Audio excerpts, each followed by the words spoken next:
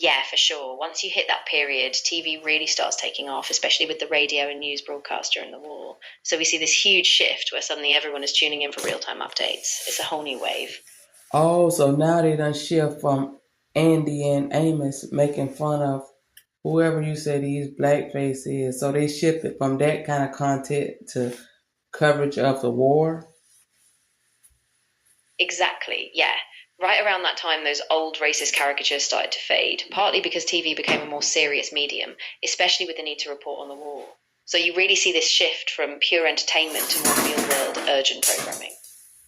And then is that when they started like the educational programs, like they had Sesame Street and what were some of those early programs in the 1940, 41, 42?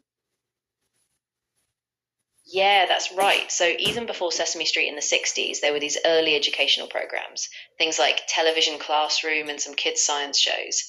They really ramped up that educational focus in the early 40s because they realized how powerful TV could be as a learning tool. What type of science shows did they have on TV in the early 40s? Yeah, so in the early 40s, there were shows like Science in Action and the Children's Television Workshop. They would do simple experiments, explain natural phenomena, and just get kids curious. They were really foundational in blending entertainment with learning, kind of setting the stage for everything that came later.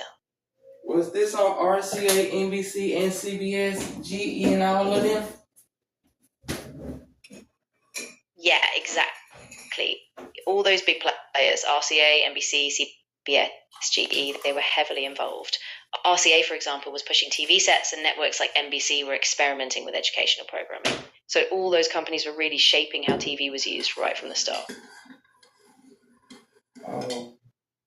What year? What happened in that? What year did World War II start? World War II started in 1939. So that's when the major conflicts kicked off, and it really ramped up after that, especially in 1941 with the US entering after Pearl Harbor. So that whole early 40s period was really shaped by the war. Oh, so you said that U.S. entered the war at the Pearl Harbor conflict. Was that the bombing on the Japanese people or whatever? Yeah, exactly. So the attack on Pearl Harbor was in December 1941, and it was a surprise military strike by the Japanese Navy. That's what pushed the US fully into World War II, declaring war after that. It was a huge turning point. Who did the Japanese Navy strike on? Yeah, so the Japanese Navy launched a surprise attack on the US naval base at Pearl Harbor in Hawaii.